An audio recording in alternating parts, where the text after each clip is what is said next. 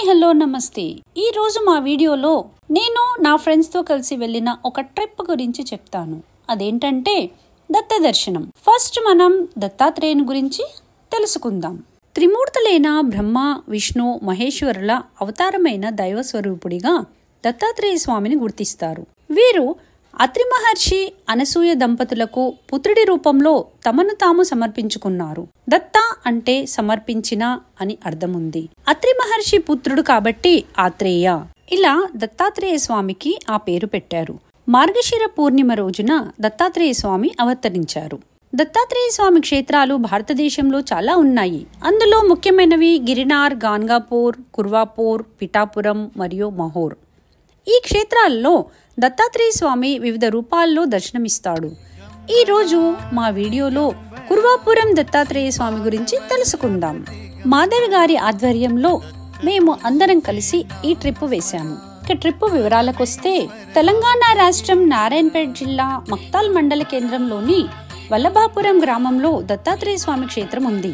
ఈ క్షేత్రం తెలంగాణ, కర్ణాటక సరిహద్దుల్లో ఉంది. స్వామిని దర్శించుకోవాలంటే కృష్ణా నది ఆవలి ఒడ్డుకు వెళ్ళాలి. అందుకని మేము పడవలో స్వామి దర్శనానికి వెళ్ళాము. ఎక్కువ దూరం ఉండదు, 2 నిమిషాలంతే. పడవ దిగాక కొంచెం దూరంలో ముఖద్వారం కనిపిస్తుంది.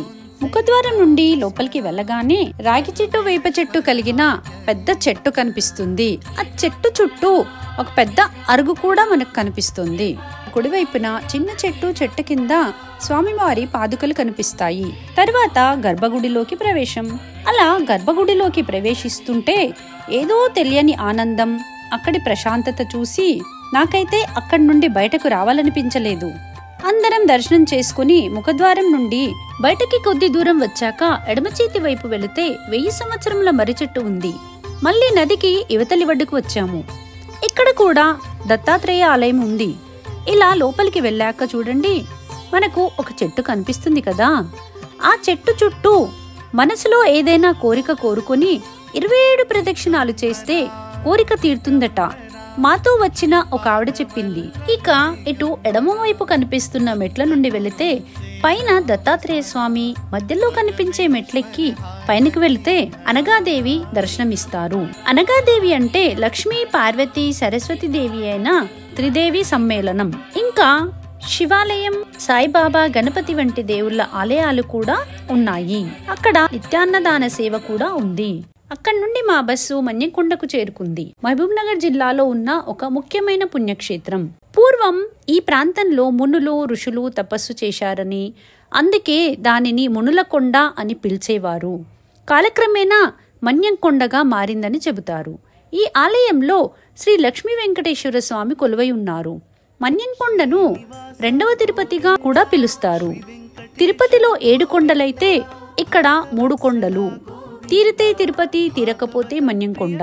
ఈ కొండకు ఒక చరిత్ర ఉన్నది. అదేంటంటే, కేశవయ్య అనే భక్తుడు కృష్ణా నదిలో స్నానం చేస్తుండగా శిలారూపంలో ఉన్న వెంకటేశ్వరుడి ప్రతిమ నదిలో అలలపై తేలుతూ వచ్చి కేశవయ్య దోసుట నిలిచిందని చెబుతుంటారు.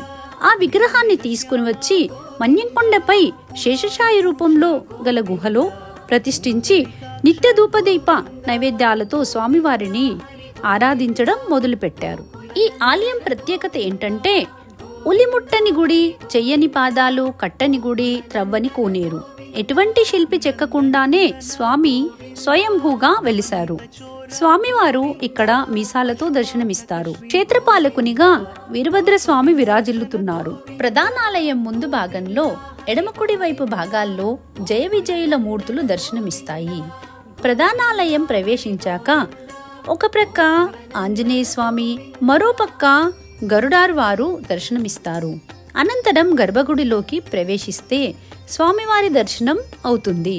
ఇదే ఆలయంలో కొండపై భాగంలో శివాలయాన్ని కూడా దర్శించుకోవచ్చు. కొండపై స్వామివారి దర్శనానంతరం కింద అమ్మవారి దర్శనం చేసుకుని అందరం తిరుగు ప్రయాణం పట్టాము. మార్నింగ్ 6 నుండి నైట్ 10 వరకు కొత్త ప్లేసులు చూడడమే కాకుండా దేవుళ్ళ దర్శనాలతో పాటు భక్తి గీతాలు ఆలపిస్తూ అందరం చాలా ఎంజాయ్ చేశాము. ఇంకా మరిన్ని విశేషాలు ఉన్నాయి. అన్నీ నేను చెప్తే ఎలా?